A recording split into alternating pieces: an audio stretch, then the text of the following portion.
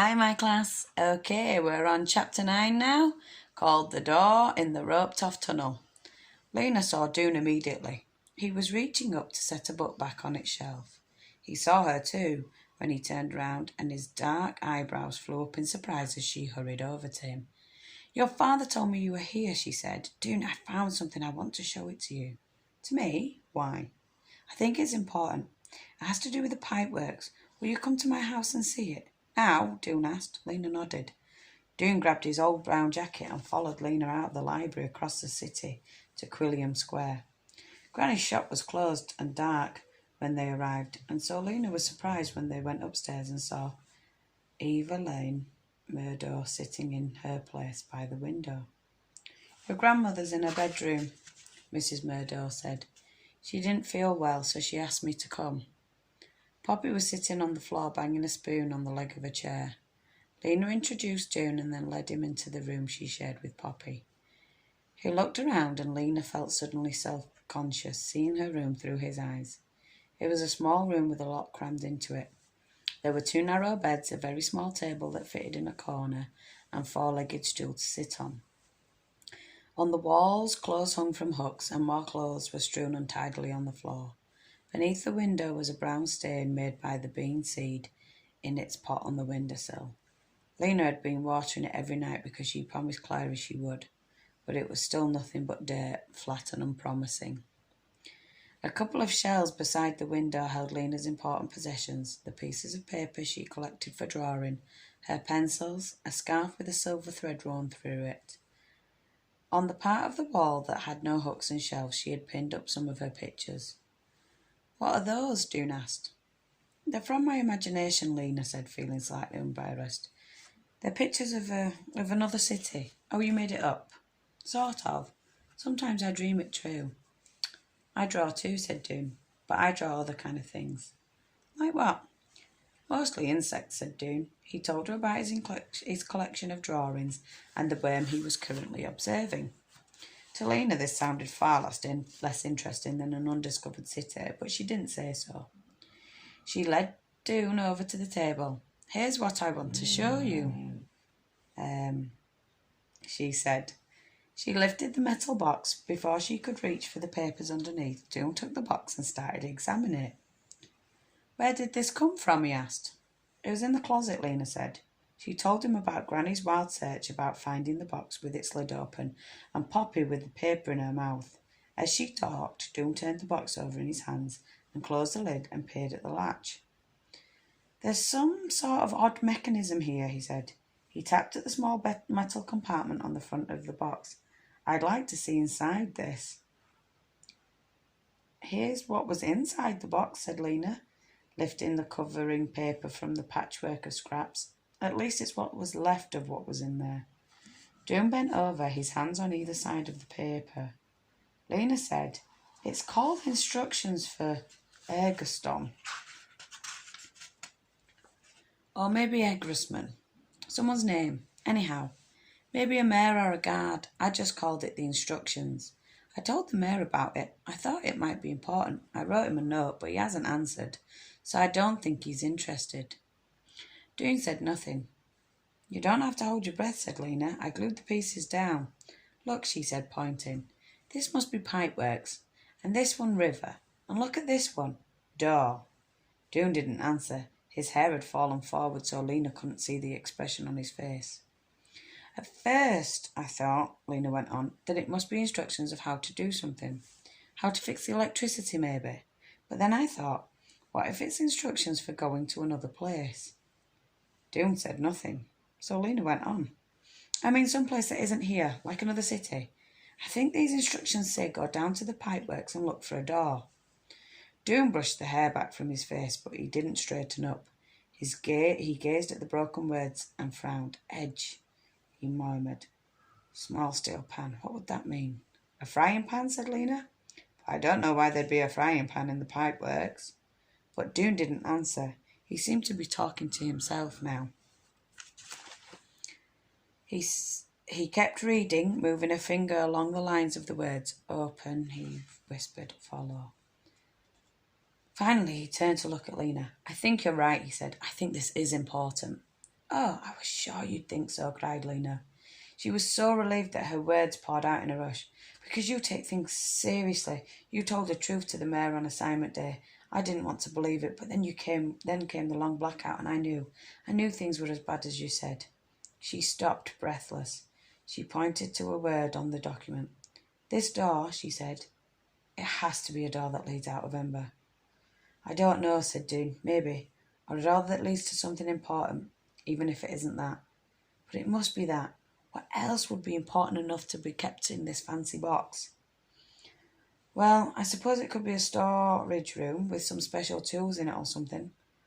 A look of surprise came over his face. Actually, I saw a door, but I didn't expect to see one out in tunnel 351. It was locked. I thought it was an old supply closet. I wonder if it could be that. It must be, cried Lena, her heart sped up. It wasn't anywhere near the river, though, Doone said, doubtful.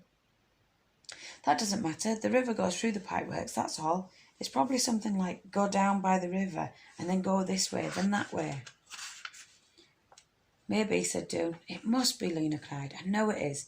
It's the door that leads out of Ember. I don't know if that makes sense, said Doone. A door in the pipeworks could only lead to something underground. And how could that?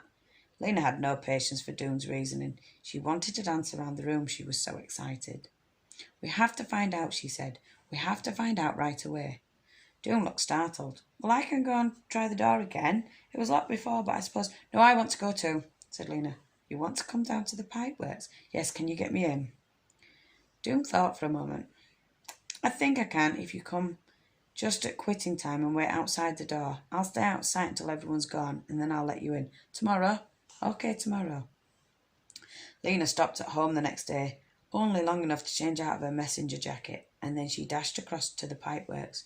Doone met her out just outside the door, and she followed him inside, where he handed her a slicker and boots to put on. They descended the long stone stairway, and when they came out of the main tunnel, Lena stood still, staring at the river. I didn't know the river was so big, she said, after she found her voice. Yes, said Doone.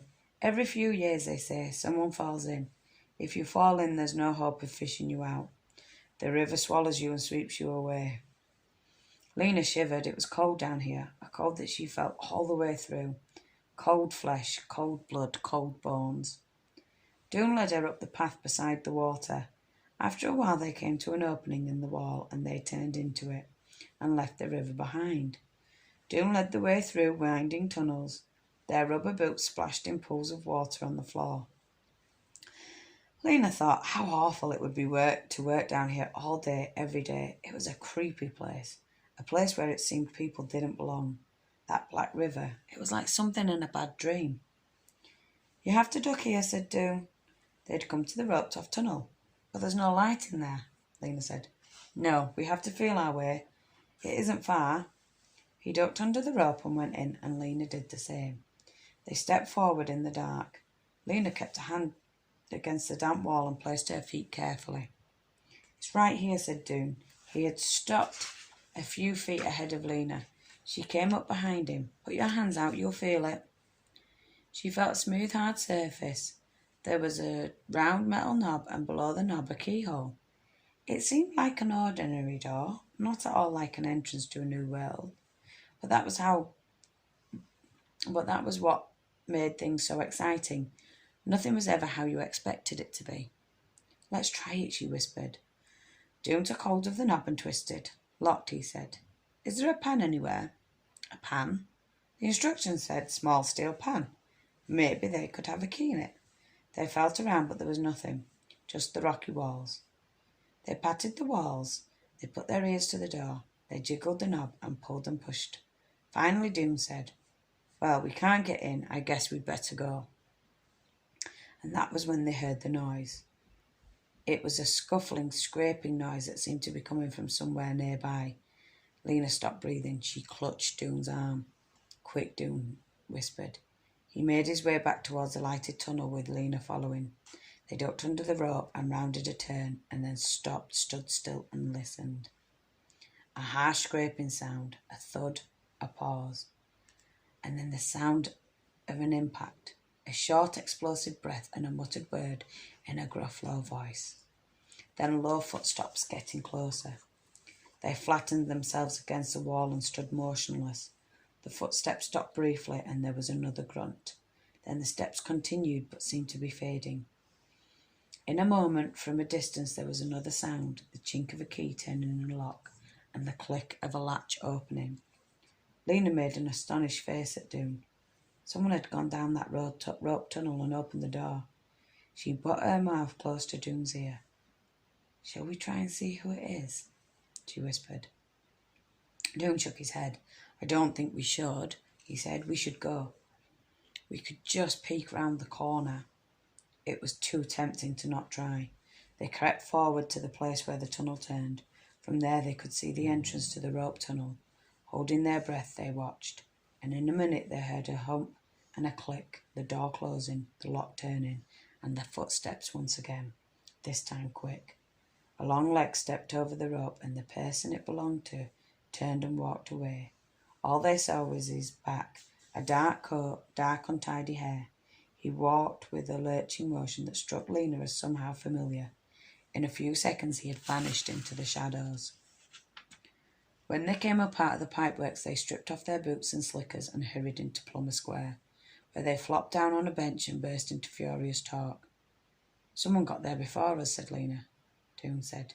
"He was walking slowly, and then he went in, as if he was looking for something, and then he walked out fast and came out, as if he'd found something. What was it? I can't stand not to know." June jumped up. He paced back and forth in front of the bench. "But how did he get the key?" he asked. "Did he find instructions like the ones you found? And how did he get into the pipeworks? I don't think he works there." "There's something familiar about the way he walks," said Lena, "but I don't know why." "Well, anyhow, he opened the door and we can't," said Doone. If it does go somewhere, if it does lead out of Ember, he'll be telling the whole city pretty soon. He'll be a hero." Doone sat down again. "If he's found the way out. We'll be glad, of course," he said glumly. "It doesn't matter who finds it, as long as it helps the city." "That's right," Lena said. "It's just that I thought we were going to find it," said Doone. "Yes," said Lena, thinking how grand it would have been to stand before all of Ember announcing their discovery. They sat without talking for a while, lost in their own thoughts. A man pulling a cart full of wood scraps went by. A woman leaned from the lightened window on Gepri Street and called out some boys playing in the square below. A couple of guards in their red and brown uniforms ambled across the square, laughing. The town clock rang out 6 deep booms that Lena could feel like shudders beneath her ribs. Doone said, "I guess what we do now is wait and see if there's an announcement." "I guess so," said Lena. "Maybe the door isn't nothing special after all," said Doone. "Maybe it's just an old unused supply closet." But Lena wasn't ready to believe that. Maybe it wasn't the door out of Ember, but it was a mystery nevertheless. A mystery connected, she was sure, to the bigger mystery that they were trying to solve. Okay, guys, that's the end of The Door in the Roped Off Tunnel. I hope you enjoyed it. Bye.